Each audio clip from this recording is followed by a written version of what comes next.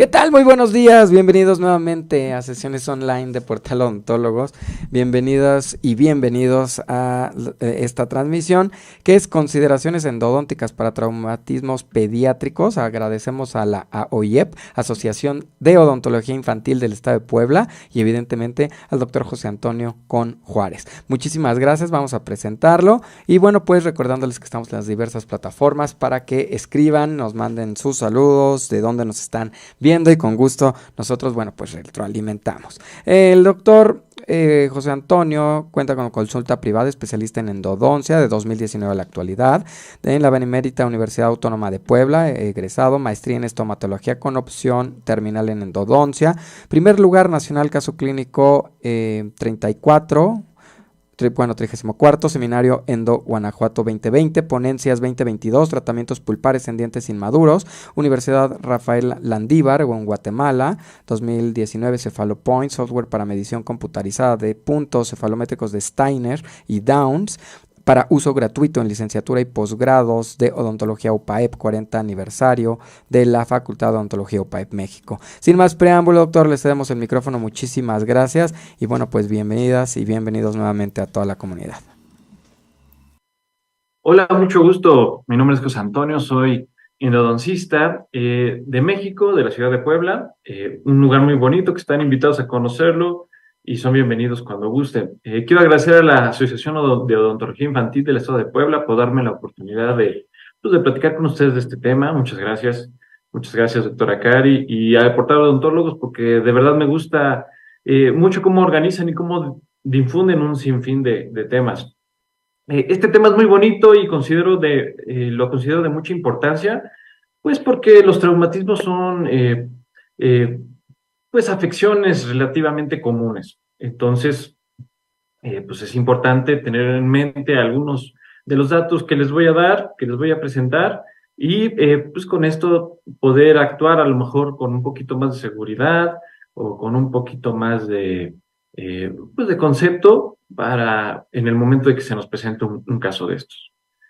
Eh, bueno, los traumatismos que ocurren en la cara, cuando involucran a la región dentoalveolar, pues frecuentemente resultan en la fractura o en el desplazamiento de alguno de los dientes. Esto es porque pues, llega una fuerza excesiva hacia los tejidos de la boca y esto puede producir un desgarre de los tejidos blandos, puede producir fractura de algún diente o puede producir hasta inclusive fractura de los huesos. Por lo tanto, podemos decir que dividimos a la boca en 4 principales tipos de lesiones. La primera de ellas se le denomina lesiones de los tejidos duros dentarios, ¿sí? Y son las que involucran a alguna estructura que conforma el diente. Esto puede involucrar simplemente al esmalte o volverse más compleja e involucrar tanto al esmalte como a la dentina.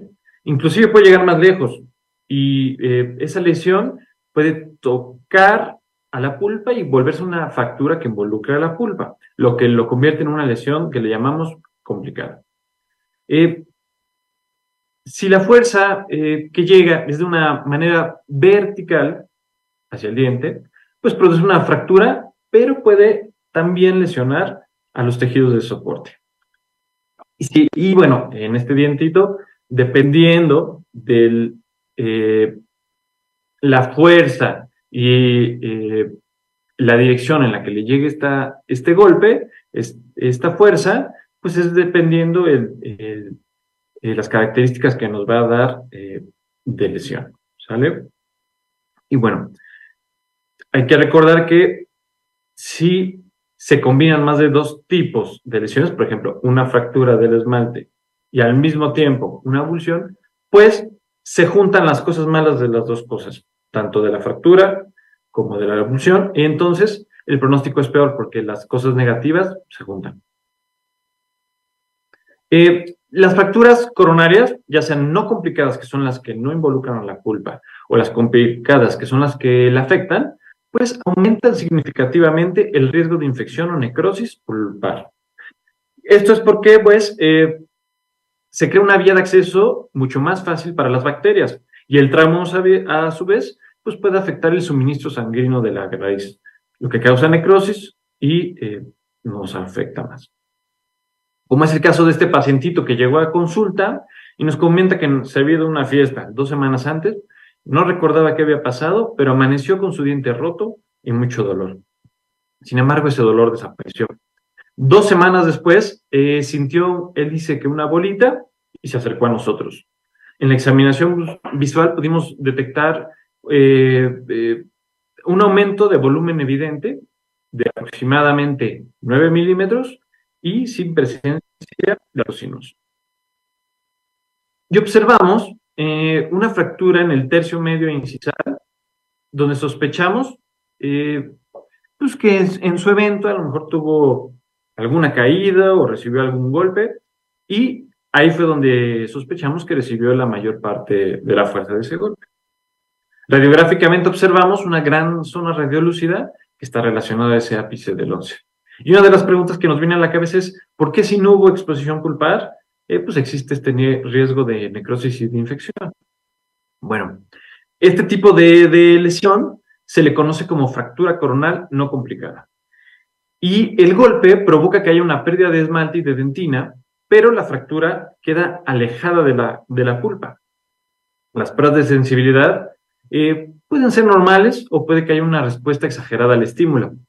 Normalmente no hay movilidad y no hay dolor a la palpación y a la percusión. Pero los túbulos dentinarios quedan expuestos y estos túbulos dentinarios expuestos pues permiten la entrada de bacterias y de toxinas hacia la pulpa. Y esto va desencadenando una reacción y inflamación pulpar.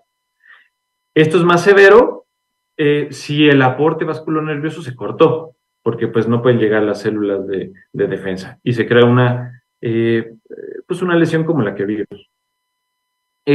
Sospechamos también, por las características de este trauma que tuvo este paciente, que tuvo una luxación intrusiva también, que esta ocurre cuando una fuerza empuja el diente hacia el interior del alveolo y le hace que se impacte contra el hueso.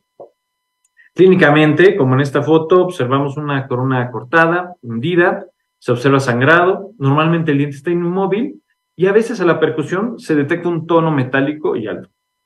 Radiográficamente, pues el diente lo vemos fuera de su posición, hacia apical, o sea, se mete.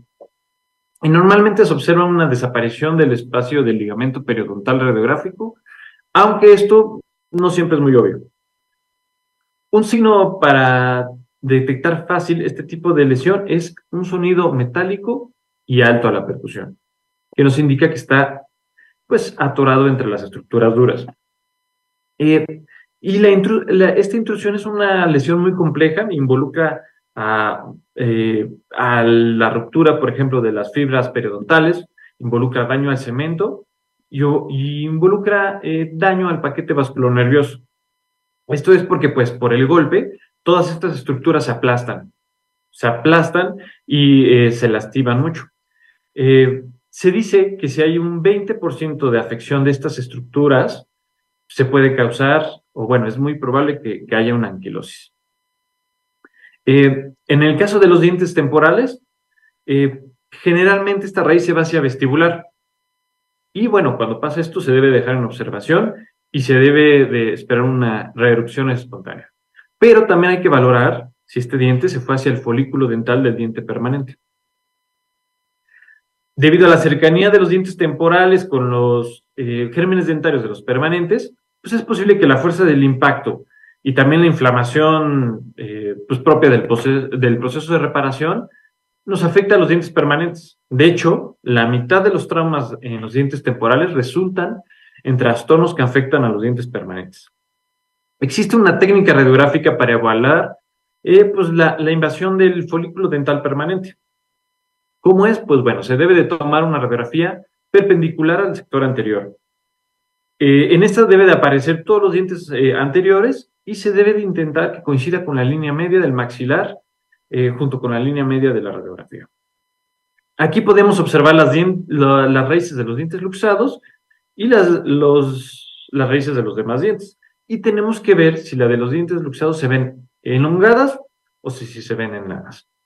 Si se ve enana, pues esto normalmente nos indica que el diente que fue luxado se fue hacia, esa raíz se fue hacia a un sentido vestibular. alejando esto, esa raíz del folículo dental. Hay que recordar que normalmente este se encuentra en una posición un poquito más palatina. Sin embargo, si se observa como en el ejemplo del lado derecho, una raíz elongada, pues esto nos sugiere que ese ápice se movió hacia palatino y existe este riesgo de invasión del folículo del diente en desarrollo. Todavía nos vamos a preocupar un poquito más si observamos que los folículos de los dientes pues no están paralelos, como en el ejemplo del lado derecho, que están un poquito movidos hacia arriba, no sé si lo noten. Esto nos indica un gran riesgo de que el diente temporal se haya introducido hacia este germen del diente en desarrollo y hay peligro. Cualquiera de estos hallazgos determina una exodoncia inmediata del diente temporal, todo esto para intentar que no haya una afección del diente permanente. Y bueno, en este caso no era temporal, era permanente, por lo que tomaron varias radiografías, se tomaron varias radiografías en varias angulaciones para intentar descartar alguna fractura radicular. La Asociación Americana de Endodoncia nos indica estas recomendaciones para lograr un diagnóstico radiográfico adecuado. Se basa sobre todo en varias angulaciones y en varias exposiciones. Hay que tener en mente que la radiografía es una representación en 2D de un objeto 3D. Por lo cual, si únicamente tomamos una radiografía, puede que detalles importantes se pierdan o que queden sobreexpuestos. Y pues bueno, por lo mismo, si cambiamos la angulación o tomamos otra radiografía, pues puede revelar detalles que de otra manera, pues podríamos haber pasado por alto, porque simplemente no los veíamos en esa radiografía inicial. Como este ejemplo de la derecha, donde no se lograba apreciar pues ninguna normalidad en la zona periapical del diente que se sospechaba traumatizado, el 11. Pero al momento de angularlo, se puede observar una extrusión de 2.5 milímetros y inclusive pudimos notar daño en el lateral también. Normalmente, una fractura radicular se puede observar sin signo alguno en la radiografía, pero tomar varias radiografías en varias angulaciones nos puede hacer que observemos detallitos que nos pueden indicar que un diente está fracturado. En los niños siempre hay que tener en mente el concepto ALARA, lo menos posible, pero siempre hay que tomar una radiografía, siempre que pensemos que nos falta más información o que podrías mejorar nuestro diagnóstico tomando una radiografía más. En ese caso, sí está justificado tomar estas radiografías. Bueno, también es muy importante siempre tomar una radiografía inicial porque en el futuro nos puede ayudar a pues permitir comparar la evolución de casos. También está recomendado el uso de colimadores o posicionadores. Esto porque nos permite estandarizar pues cómo van a salir esas radiografías y nos permite reducir variables. Normalmente los traumatismos siempre son en los dientes incisivos superiores. Sin embargo, esta técnica se puede usar en cualquier diente que se necesite. Otra cosa a tener en mente es que cuando se vea lastimado los labios y se vea una fractura del esmalte y no encontremos el pedacito, pues podemos sospechar que a lo mejor se introdujo al labio o a algún tejido blando. Y entonces podemos tomar radiografías al tejido blando, a los labios, para buscar estos fragmentos que pudiesen haberse enterrado ahí.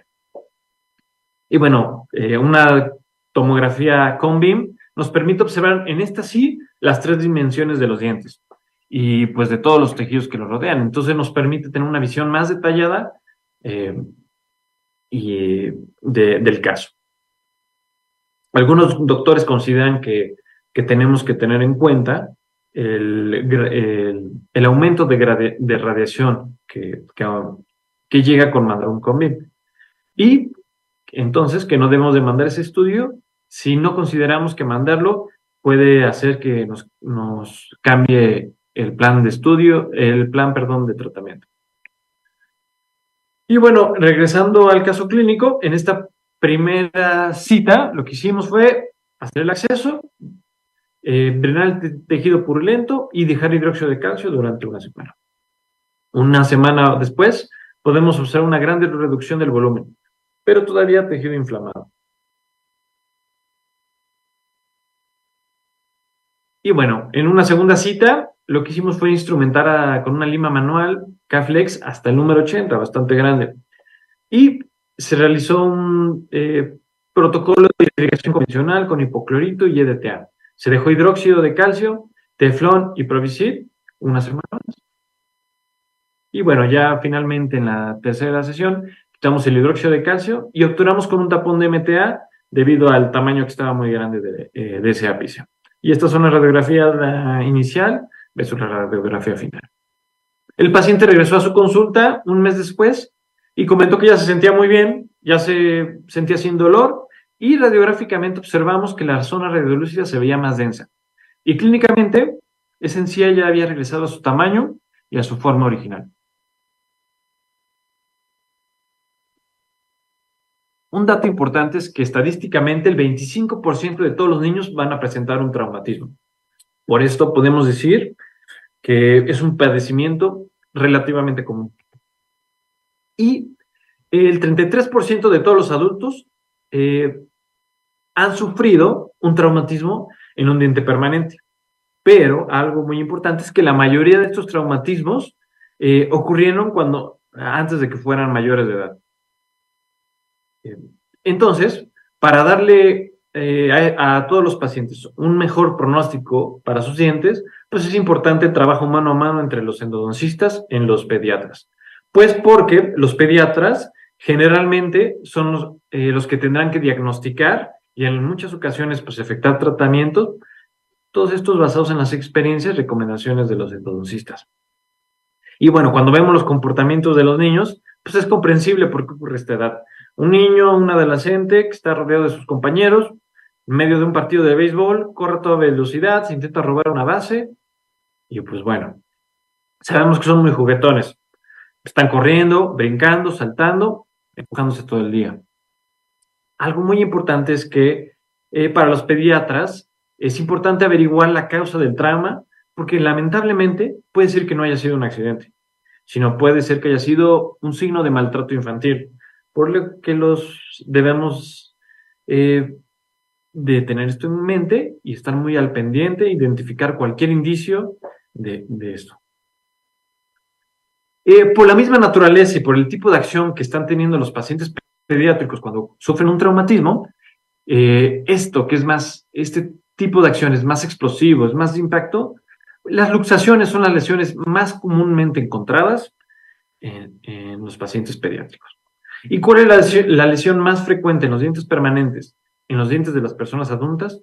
Pues es las fracturas coronarias. Esto es porque a diferencia de un niño, los adultos no son tan activos, pero los accidentes ocurren de igual manera, como esta chava que se le antojaron unos santos tacos que nos encantan aquí en México. No sé si todos los presentes los hayan probado, pero se los recomiendo.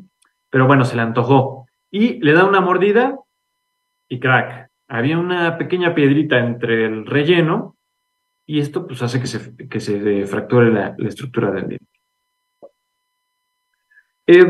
El examen diagnóstico es esencial para poder llegar a un buen diagnóstico y por lo tanto a un pronóstico deseable en los tratamientos de nuestros pacientes. Hacer una historia clínica dental, así como investigar el cómo, el cuándo y el dónde de este trauma nos permite determinar si fue un accidente o si necesita, por ejemplo, vacuna del tétanos o si puede haber riesgo de algún daño neurológico, sobre todo si el paciente perdió la conciencia, si se mareó, si le duele la cabeza, si vomitó. Y bueno, porque en los niños pues es un poquito más frágil el cráneo y si tiene alguno de estos signos, pues sería bueno que lo revisara un neurólogo. También observar la mordida nos permite detectar si un diente está en mal posición o bien si hay alguna fractura alveolar o alguna fractura de la mandíbula, por ejemplo. Debemos examinar toda la cara, los labios, la lengua, todo esto en busca de heridas. También palpar la cara pues nos permite ayudarnos a descartar fracturas que estén fuera de la cavidad bucal. Se debe de hacer también una examinación completa de toda la boca, pues para observar si falta algún otro diente, si falta algún pedazo, si algún diente se movió, o bien si algún otro diente tiene movilidad. También la sensibilidad o dolor en alguno de los dientes, tanto el frío como el calor, nos puede indicar que hay algún diente con exposición de la dentina o con exposición de la pulpa. Y algo también muy importante es determinar qué tipo de diente es, ya sea temporal o permanente. Esto porque, pues depende de la intensidad del traumatismo, puede ser que por el golpazo, pues puede ser que el diente ya no tenga la forma o la posición convencional y esto nos lleve a confundirnos tal vez. La edad, recordamos que de 8 a 9 años de edad, generalmente ya son dientes permanentes los incisivos superiores. Si tenemos todavía duda, pues hablar con los papás o inclusive el tamaño de los dientitos nos puede ayudar a darnos una idea de qué tipo de dentición es. Está indicada la documentación con fotografías en todos los casos de trauma, siempre antes de comenzar con el tratamiento, debido a que esto nos puede ayudar a apoyarnos para detectar cambios en el proceso de recuperación del paciente. Algunos detalles que podemos notar en las fotografías, en la documentación con fotografías, pues es cómo va avanzando la curación del tejido blando, los cambios de color, si hay erupción o no de algún diente intruido, y pues también nos sirve para evaluar el grado de anquilosis. Las pruebas de sensibilidad térmica nos ayudan para examinar cómo está la situación nerviosa. Nerviosa, o sea, nerviosa, porque estas pruebas no nos indican la vitalidad pulpar. De hecho, la Asociación Americana de Odontocistas le cambió el nombre de pruebas de vitalidad pulpar a pruebas de sensibilidad pulpar porque solo miden la situación nerviosa. Los traumas causan pérdida temporal de la sensibilidad, sobre todo en las lesiones de luxación. Entonces, pues la prueba térmica puede puede darnos ninguna respuesta. Sin embargo, esto no significa que ese diente esté necrótico. De todos modos, es recomendable hacer pruebas de sensibilidad en la primera y en cada una de las sesiones que veamos al paciente. Esto con el objetivo, pues, de que si hay cambios en la sensibilidad, lo notemos con el tiempo. Y se ha observado generalmente que hasta 3 meses después del trauma puede haber pérdida temporal de sensibilidad, aunque hay casos que esa sensibilidad pulpar ha regresado hasta el año o inclusive hasta los 2 años después del traumatismo. Y otras observaciones que no son muy fiables en los dientes primarios, por lo cual no están indicadas en dientes primarios. También nos podemos ayudar con las pruebas de movilidad y las pruebas de percusión. La prueba de movilidad nos permite determinar qué grado de anclaje todavía queda en ese diente, en ese alveolar. También podemos, con esta prueba, determinar si hay movilidad del hueso alveolar, lo que eso nos indicaría una fractura una fractura alveolar, y también nos ayuda para determinar qué tipo de luxación hay. Si no hay movilidad, no quiere decir que el diente esté sano. En un diente de un niño pequeño, pues podemos utilizar nuestro dedo, y en un adulto normalmente utilizamos la ayuda de un instrumento. Y esta prueba de preclusión tiene 2 funciones. La sensibilidad o el dolor nos puede indicar que hay daño o inflamación en el ligamento periodontal. Y el sonido nos puede dar indicios de si ese diente se encuentra libre o bien se encuentra atrapado en el hueso. Normalmente un tono metálico o un tono sólido nos indica esto, que está atrapado, ¿sí? En las citas posteriores al trauma, el sonido nos puede dar indicios de que ese diente está en proceso de anquilosis. Y bueno, actualmente los diversos estudios han coincidido en que la ferulización debe de ser corta, debe ser pasiva y debe ser flexible. Todo esto, pues, se ha observado que ayuda y optimiza el proceso de cicatrización pulpar y el proceso de sanación periodontal. Todo esto es porque, pues, este tipo de férulas permiten un movimiento fisiológico del diente y estos movimientos, estos estímulos, pues ayudan en la cicatrización. Hay que tener en cuenta que la falta de ferulización no nos aumenta el riesgo a más trauma y a inestabilidad del diente durante la curación. Y de hecho, en los niños muy pequeños, esa inestabilidad puede ser un poquito peligrosa porque se puede desprender el diente y se puede ir hacia las vías aéreas. Idealmente, para colocar una férula, pues se debe de reubicar el diente de una manera que no cause más trauma. Se debe de poner una férula que no cause ningún tipo de fuerza ortodóntica y pues debe de ser lo suficientemente fácil acceso para que no se junte comida y que tenga una higiene fácil, que es muy importante para que sane correctamente. Pero bueno, en el caso de las fracturas alveolares, una férula rígida suele ser muy necesaria para inmovilizar ahora sí todo el segmento óseo y que sane correctamente. La International Association of Dental Traumatology creó una serie de guías clínicas en el 2001 para lograr clasificar todos los diferentes tipos de lesiones que ocurren después de un traumatismo en la cavidad bucal. Y también para poder proveer pues, información de urgencia a los dentistas.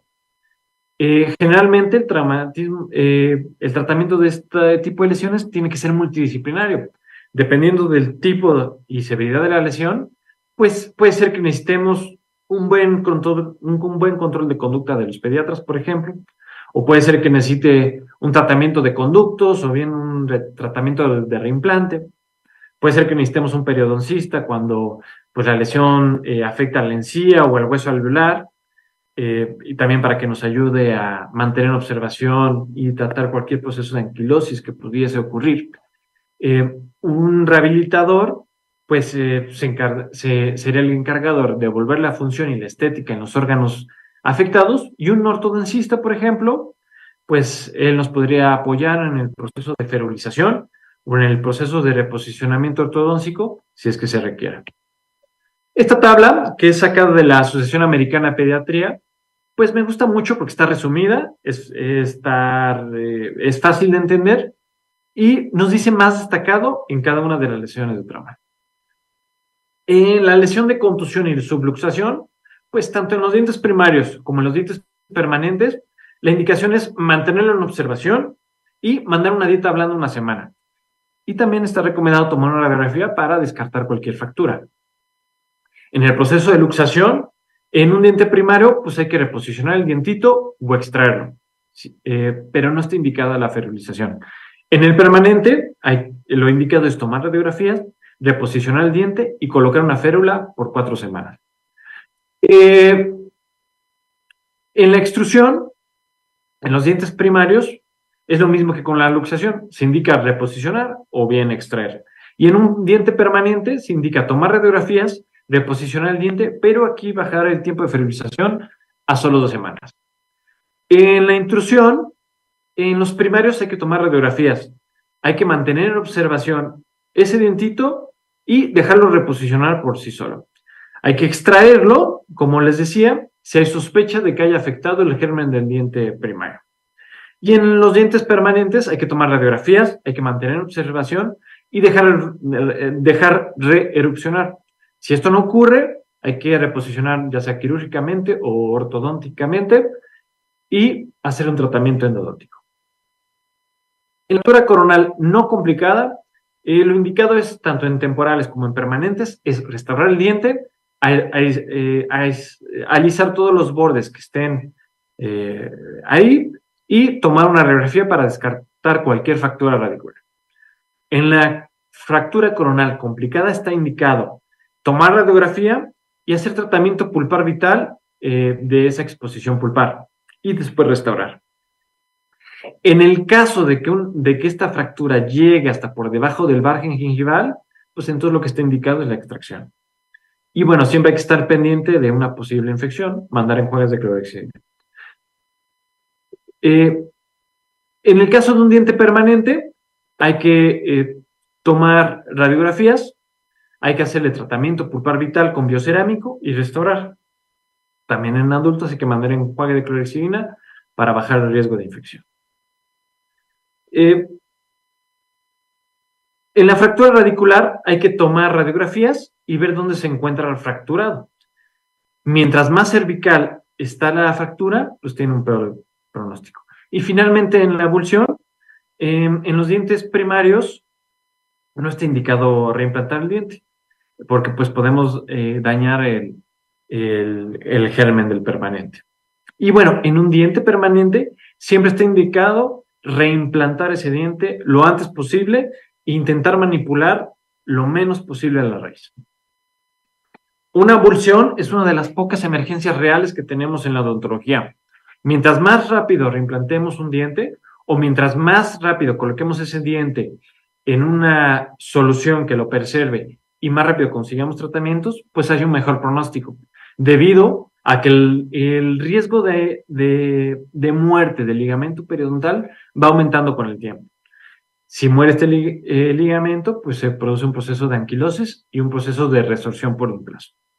Una coloración completa únicamente se puede garantizar si se reimplanta en los primeros 5 minutos, ¿sí? Pero muchas veces esto no es posible. Es por esto que se debe hacer todo lo posible para poder reimplantar ese diente entre los primeros 10 a 15 minutos. Si el periodo extraalveolar de este diente es menor a 1 hora, todavía puede haber chance de evitar una anquilosis, pero mientras más pasa el tiempo, más complicado se va volviendo. Cuando se reimplante, siempre se debe de intentar reimplantar el diente que esté limpio, con una superficie radicular que no esté dañada, lo más suavemente posible en ese sitio de la lesión y posteriormente llevarlos directamente con nosotros, con un dentista. Si está sucio, lo que hay que hacer es limpiar únicamente con solución fisiológica a chorro y sin raspar ese ligamento.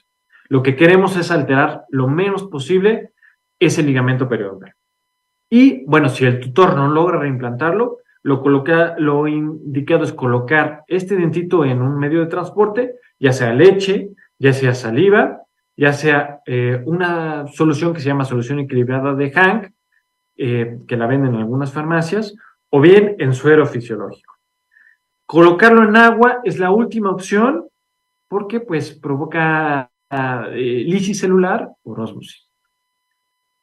Y bueno, en este otro caso clínico de esta pacientita de 14 años que se cayó de la bicicleta y se golpeó la cara. Fue una consulta 2 semanas después del tratamiento. ¿Okay? Esta es la fotografía inicial de esta paciente de 14 años que fue tomada en la clínica pediatría de la UAP. Y como les decía, fue tomada 2 semanas después. Y observamos asimetría facial y también un hematoma e inflamación del lado derecho de la cara. Se le solicitó a la paciente una radiografía panorámica donde observamos en el órgano dentario 13 una zona radiolúcida en el periápice. Y se deduce que el diente está probablemente desplazado de su alveolo. En la examinación clínica, los doctores que la atendieron observaron que no existían daños en los tejidos blandos, pero notaron que el órgano 13 se encontraba completamente en maloclusión. Al enfocarse en este diente, observaron que existía un desplazamiento ellos calcularon de 6 milímetros. Y también observaron que el paciente no había ninguna presencia de dolor. En el diagnóstico que llegaron los doctores con el conjunto de estos signos y síntomas y los hallazgos radiográficos fue de una luxación extrusiva y le propusieron a la mamá del paciente un tratamiento de reimplante intencional. Todo esto para lograr reimplantar ese diente a su lugar original y puesto que ya habían pasado 2 semanas. En la luxación extrusiva, el diente se observa desplazado del alveolo. El diente parece elongado y generalmente se observa desplazado hacia palatino. El diente también tiene mucha movilidad y existe sangrado en la encía.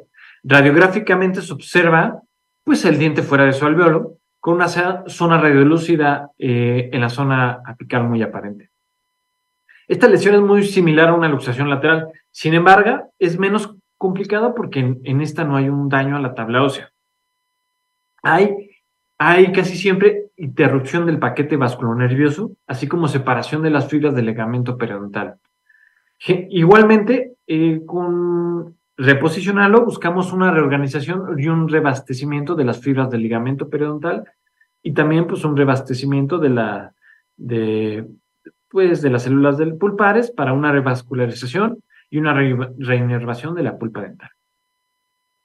El tratamiento, las decisiones de tratamiento se basan siempre en el grado de desplazamiento, en el grado de movilidad y en qué tanto haya interferencia oclusal, también en qué grado de formación radicular esté y pues qué tan cooperador sea el paciente.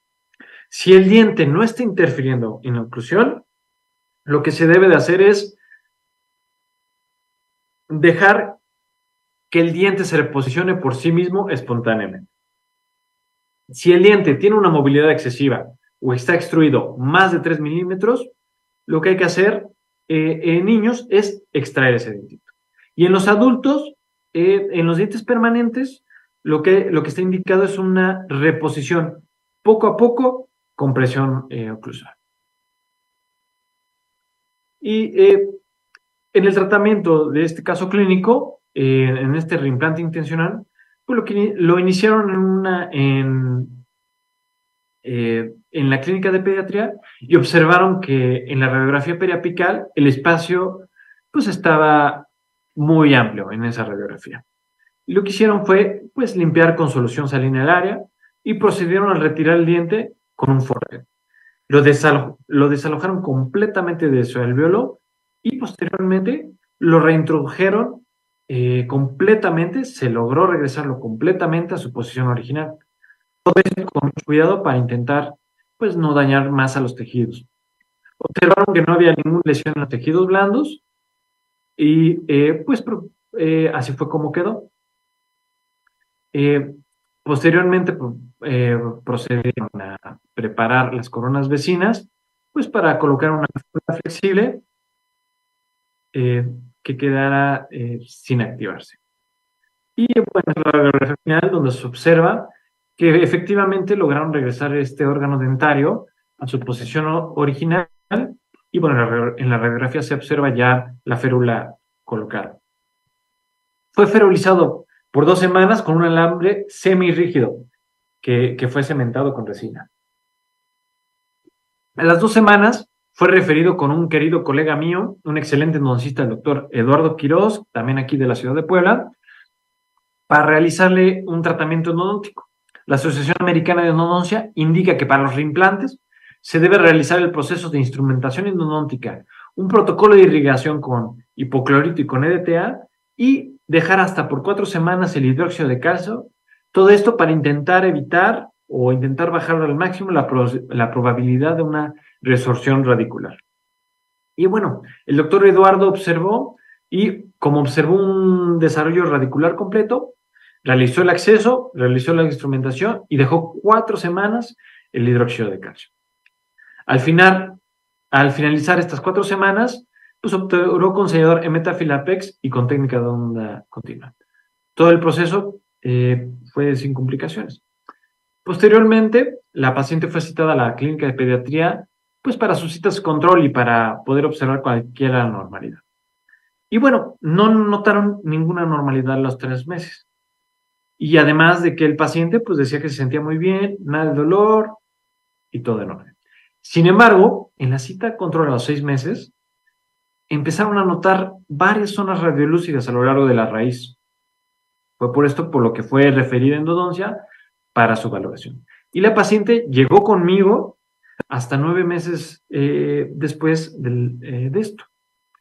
Ya cuando nosotros le tomamos la radiografía, pues observamos una progresión muy grande de estas zonas radiolúcidas.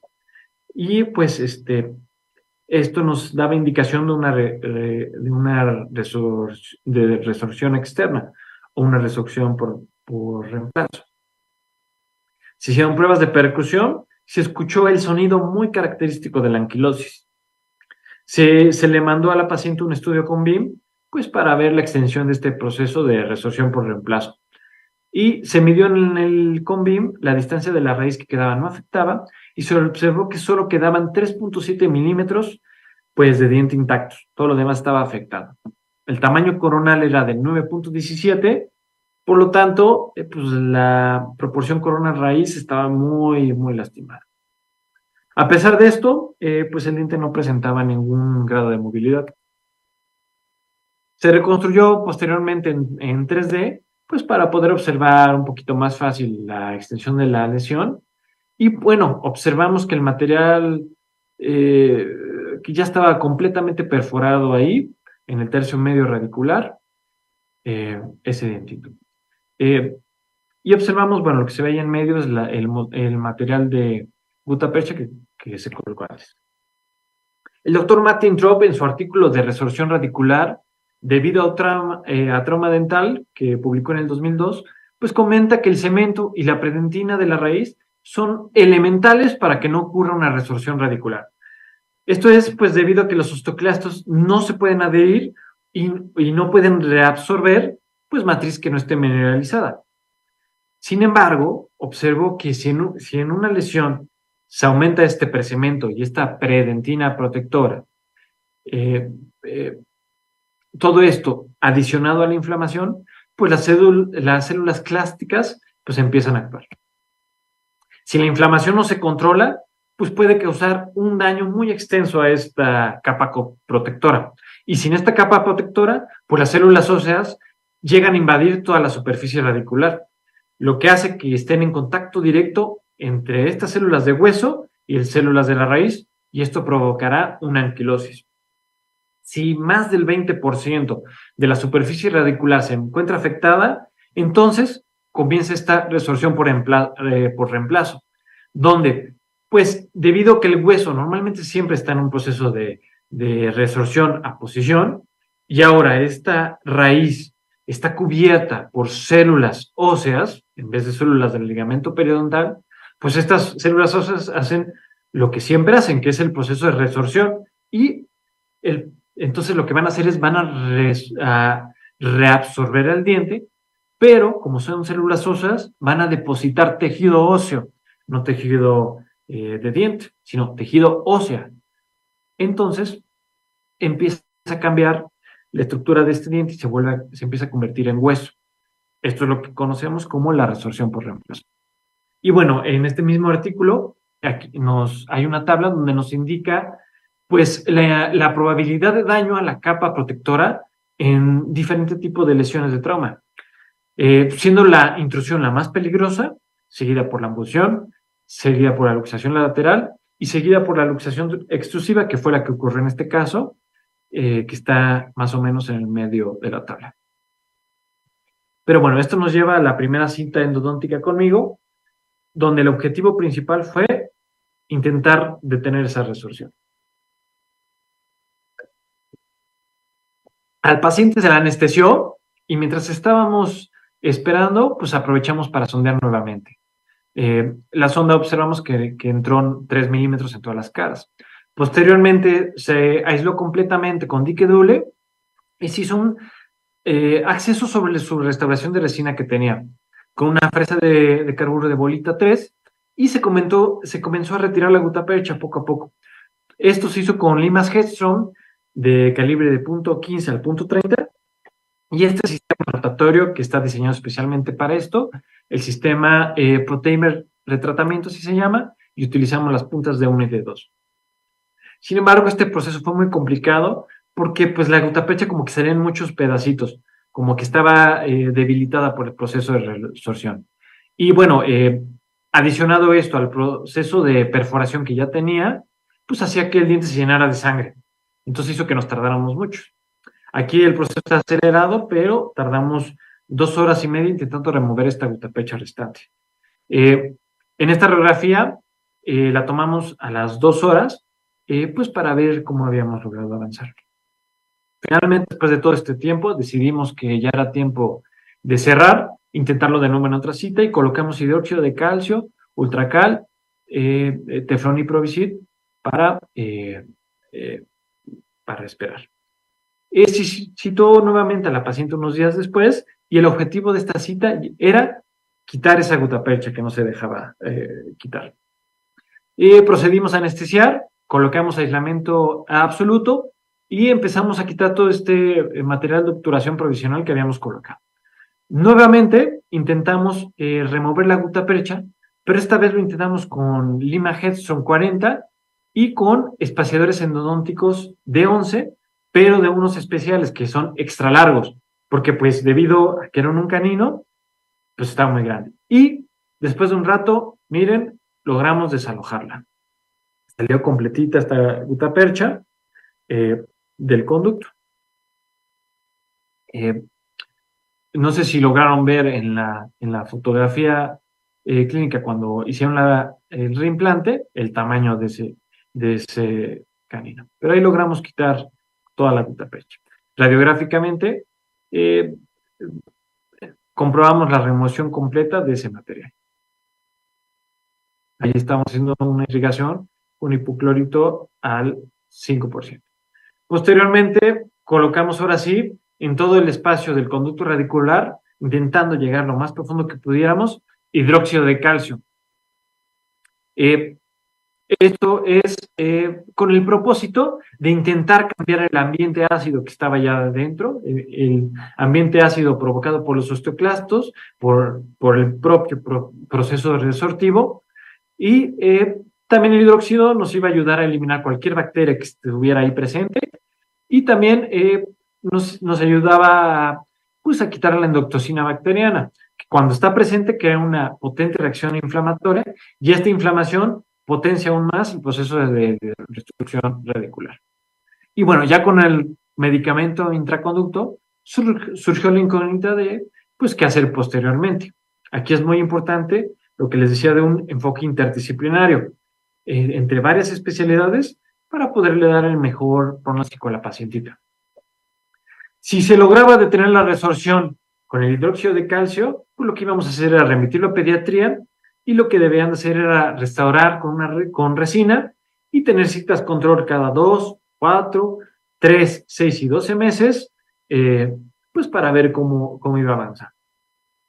Pero en el caso de que la resorción continuara, pues uno de los posibles tratamientos era la utilización de ácido tricloacético y utilizar un material biocerámica para sellar esa perforación. Este ácido se ha indicado en algunos artículos últimamente como muy efectivo para detener el proceso osteoclástico. Sin embargo, que se detenga la resorción es algo muy improbable. Esto es debido pues, a que el factor causal de esa resorción pues, es la raíz misma. Por lo tanto, no hay ningún estímulo que podamos quitar. Lo único que podríamos hacer sería quitar la raíz. Y la medicación con el ácido tricloacético, pues es muy invasiva. Y debido a que además debíamos de hacer, se debe colocar directamente la raíz, bañar la raíz, pues implicaría hacer un colgajo y hacer mucha destrucción. La doctora Heidi Hassan, en un artículo del 2018, nos comenta que el pronóstico sin esperanza de un diente anquilosado pues nos invita a una futura planeación del reemplazo de ese órgano dentario. O sea, ese diente se va a perder, hay que pensar en el futuro. O sea, ya si tiene el proceso de anquilosis, hay que pensar en el futuro. Y hay que pensar en dejar el tejido, pues, lo mejor posible para rehabilitar. Es por eso que preferimos enfocar más el tratamiento a retrasar lo más posible la resorción y hacer el proceso de decoloración. ¿Qué es eso? Ahorita vamos a hablar de él. Y bueno, todo esto para que posteriormente, entre pediatría y rehabilitación, puedan restaurar el diente y la función de este pacientito. Mantener el espacio lo más posible para que cuando ya tenga la edad suficiente, se le pueda colocar ahí un implante.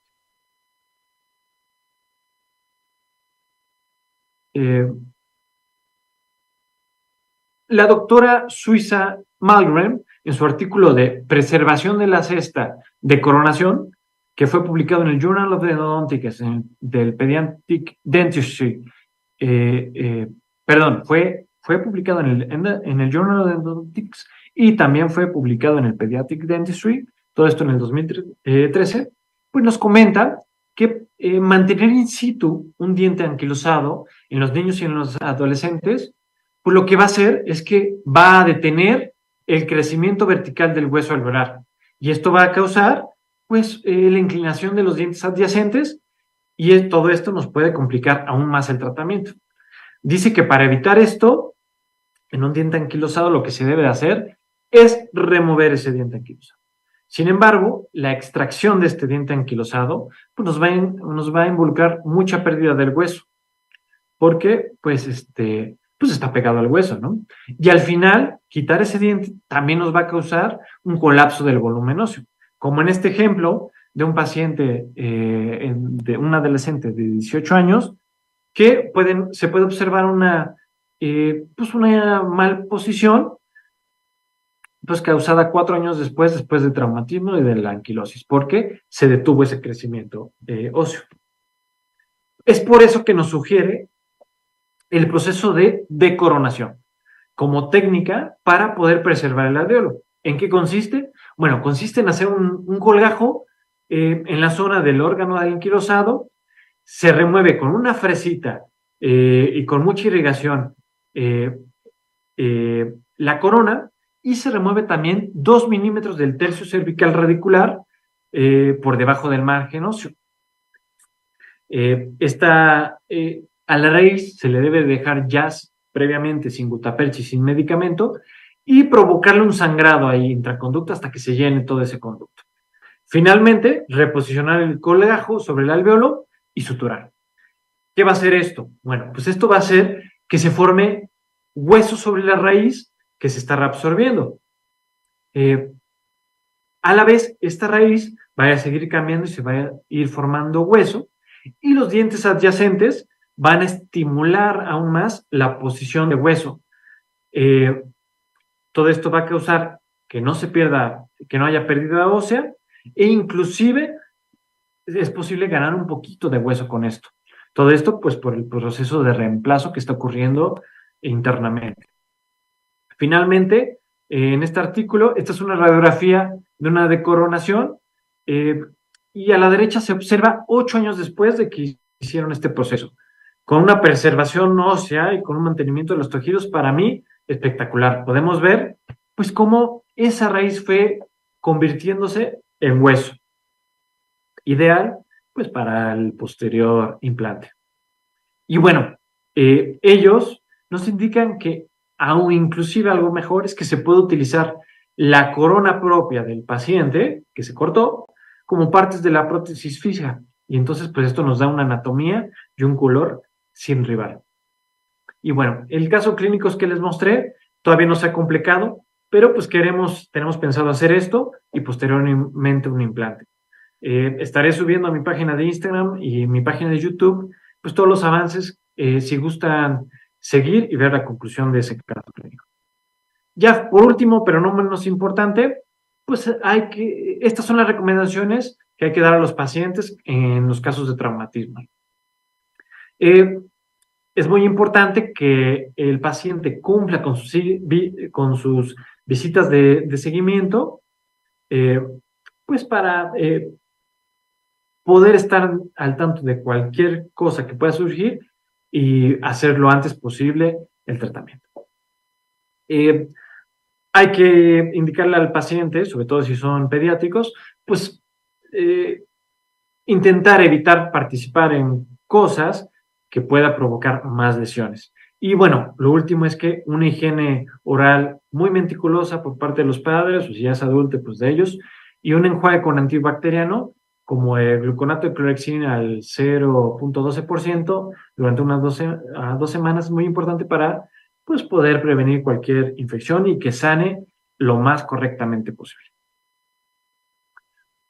Estas son las bibliografías de donde saqué eh, toda la información, que algunas tienen unas guías muy buenas, eh, y ahí están por si las gustan. Y bueno, eso fue todo. Muchas gracias por la atención.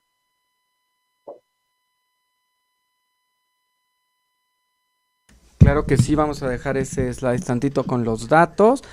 Y bueno, pues agradecemos a toda la comunidad que está muy participativa en esta tarde, no, es en esta mañana todavía. Muchísimas gracias a los distintos países, a las distintas ciudades. Por ahí veríamos a la doctora Cari también conectada. Un saludo, doctora Machorro. Saludos a Puebla, Veracruz, a muchos de Veracruz y de Puebla, vemos, muchas gracias. Vamos con algunas preguntas. Y bueno, pues también vamos a regresar a cuadro para estar conversando. Muchas gracias. Dicen, por ejemplo, doctor, ¿qué opina sobre en caso de abulsión y realizar la endodoncia fuera de boca y luego reimplantación del mismo, ya endodonciado y posteriormente ferulizarlo? Es muy buena pregunta porque pues pensar que el diente ya está fuera, pues podemos pensar que podemos hacer rapidísimo una endodoncia. Sin embargo, algo que tenemos que tener en mente es que lo más importante para para un trauma de avulsión es regresar el diente lo antes posible.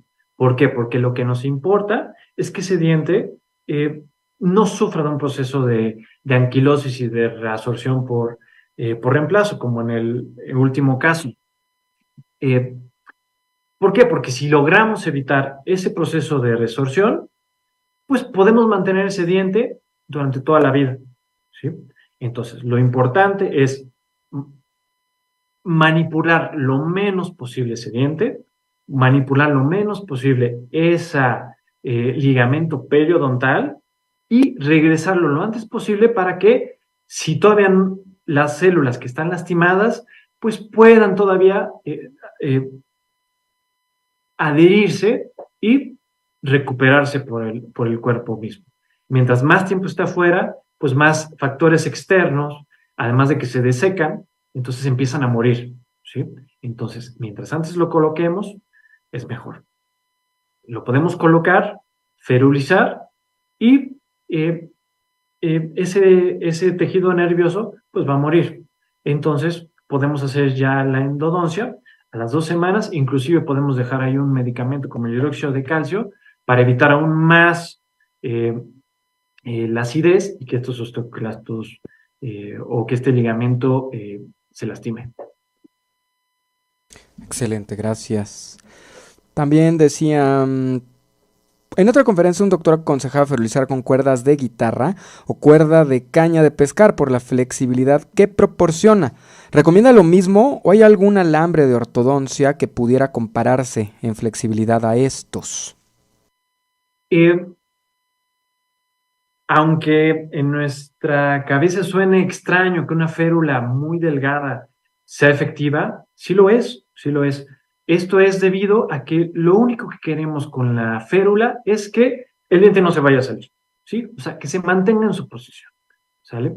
El mismo proceso de masticación y un poquito de movimiento, pues lo que hace es que estimula a todo alrededor.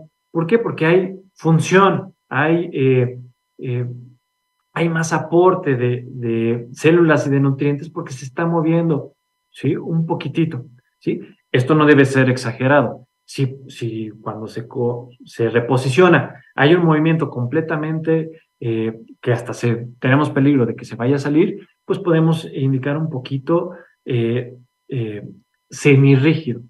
Pero si lo logramos colocar y se mantiene por sí mismo, o sea, no hay riesgo de que se salga menos de que lo intentemos jalar o que el paciente se lo intente jalar, entonces cuando está indicado esta férula flexible, que lo único que es por sí, pues un movimiento muy fuerte que no se sale. Y bueno, de los alambres, en mi clínica con la doctora Yamel, que es ortodoncista, Yamel del Castillo, que es muy buena, ella me recomendó unos alambres, me parece que se llamaban doble cero, no sé si quieres mandar un mensajito porque justo lo tengo en mi WhatsApp, y hasta me recomendó una marca de unos alambres que son muy delgaditos, que ellos usan para ortodoncia, pero que sirven muy bien para ferulizar. Claro, excelente. También nos dicen en qué casos sería indicado el reimplante y en qué casos no. El reimplante está indicado, como aquí que tomaron la decisión, porque ya había pasado más de 2 semanas, ¿sí? Y estaba chocando, estaba fuera de oclusión demasiado, ¿sí? Si ese, si ese dientito, o sea, ¿qué es lo que pasa? Cuando hacemos el reimplante, como le decía en la otra pregunta, pues se lastima otra vez ese ligamento. Y si ya estaba empezando a repararse, se vuelve a lastimar, ¿sale? Entonces, únicamente está indicado, como en este caso, que ya habían pasado mucho tiempo, entonces ya de manera digital no lo podían regresar a su ubicación original y está, no sé si vieron en la radiografía, 6 milímetros salido, ¿sí? O sea, estaba completamente mal. Eh, eh, entonces, ahí sí, como estaba chocando en la oclusión, lo indicado es el reimplante, ¿sale? Pero normalmente, mientras más delicados podamos ser, por ejemplo, recolocar de una manera digital ese diente, pues es mejor para el ligamento porque lo lesionamos menos. Pero bueno, eso únicamente va a poder pasar si el paciente viene luego, luego con nosotros a consulta. Pero si, como en este caso, ya pasaron 2 semanas, pues ya está duro, entonces ya el reimplante es lo que se debe de hacer. Claro, excelente, muchas gracias. Dicen, cuando se realiza la reimplantación, ¿qué tipo de anestesia ocupa? Yo siempre ocupo para los tratamientos endodónticos y para esto que fue de la mano con periodoncia, intentamos siempre utilizar mepivacaína porque es la que llega muy profundamente al hueso, o la articaína porque esa es la que nos da más tiempo de trabajo, ¿sí? Cualquiera de esas dos yo usaría con vasoconstrictor.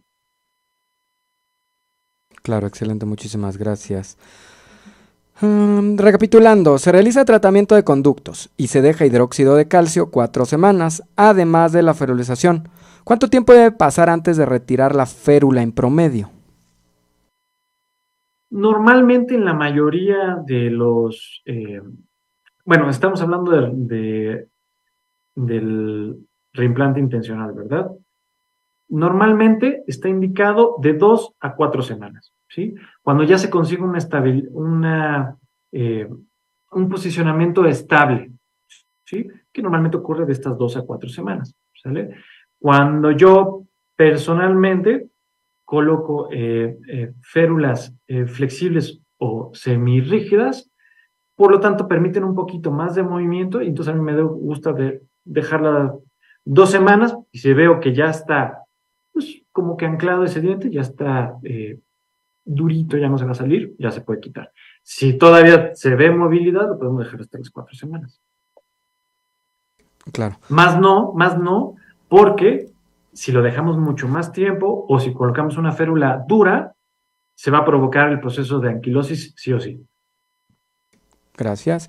También nos dice, ¿no se podía hacer una intrusión con ortodoncia en vez de reimplantar?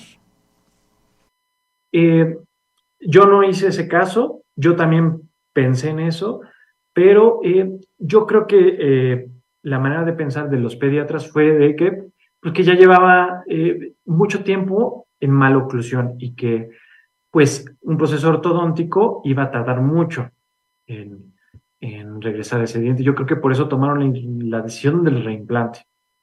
Digo, el reimplante es una técnica que tiene más del 85%, si se hace bien, si se hace rápido, de que quede bien. Sin embargo, yo creo que aquí eh, la combinación del reimplante y el trauma, esas dos dañaron demasiado, más del 20%, como nos decía el doctor Trop, y entonces pues ya la anquilosis fue inevitable. Claro, muchísimas gracias. También nos preguntan, DCA, ¿cómo es la dosis? Eh, del, del analgésico de, o de, DCA, no, no, no sé qué sea DCA, la verdad. bueno, pues no sé, de anestesia a lo mejor, ponemos un cartuchito, 1 punto, y no sé de qué otra cosa podría ser. Claro, gracias. Ahí está, bueno, también pusimos ahí sus redes sociales en pantalla para que, bueno, más preguntas en específico con gusto las puedan realizar. Y Ah, cualquier duda que tengan, lo que sea, me pueden mandar un mensajito o a mi correo. Con mucho gusto, pues intentaré lo mayor posible por ayudarles. claro, gracias. Con respecto a su caso clínico, cuando hay reabsorción radicular, aún así, ¿se ocupa hipoclorito como irrigante? Eh, el hipoclorito, ¿cuándo es malo? Cuando se sale del diente, ¿sí? Cuando llega a los tejidos pues que no son el diente, cuando están fuera del conducto, ¿sí? En este caso que hay perforación, lo que hicimos es donde está el límite, o sea, hasta donde nos marcaba el detector de ápice, pues es como lo consideramos como si fuera un nuevo ápice ahí, ¿sí? Y entonces ahí hacemos con puntas de laterales, de salida lateral, y 3 milímetros antes pues de ese nuevo eh, ápice, de esa nueva distancia, ¿sí? Porque si no lo extruimos y lastimamos. Claro, gracias. ¿Qué uso le daría al láser en estos casos? El láser es, es muy bueno eh, para propiciar la reparación, y también endodónticamente se ha visto que es bueno pues para activar el hipoclorito, por ejemplo, o para deshacer algunas estructuras. Eh, yo en mi caso no tengo láser, desconozco en qué más se puede utilizar, pero es una tecnología muy interesante. A mí me gusta mucho eso. Claro, definitivo. Felicidades, doctor. Excelente ponencia, muy buena información. Mil gracias desde Bogotá, Colombia, también a Veracruz, a Puebla, y varios de Puebla también, como comentábamos hace rato. Agradeciendo también a la Asociación de Odontología Infantil del Estado de Puebla, a OIEP. Muchísimas gracias. No sé si quisiera comentar algo para irnos despidiendo. Pues muchas gracias a la asociación por confiar en mí, a la doctora Cari, muchas gracias por todo, a ustedes, portado odontólogos, y en serio, lo que necesiten, mándenme hay un mensajito, un correo, y con mucho gusto intentaré ayudarles. Muchísimas gracias. Y bueno, pues recuerden seguirnos en todas las redes sociales con el hashtag Sesiones Portal Odontólogos. Busquen ese hashtag, etiquétenos en sus historias, Odontólogos MX. Cualquier cosa, escríbanos, compártanos, etiquétenos, compartan el conocimiento. Y vamos a poner en pantalla el reconocimiento digital que Grupo Portal Odontólogos le otorga al maestro en endodoncia de estomatología, perdón, con opción terminal en endodoncia, José Antonio Con Juárez, por su valiosa participación en esta sesión online, consideraciones endodónticas para traumatismos pediátricos. Muchísimas gracias nuevamente. Ahí está toda la información. Ahí estaremos escribiéndoles para más información. Muchísimas gracias y nos vemos a la próxima.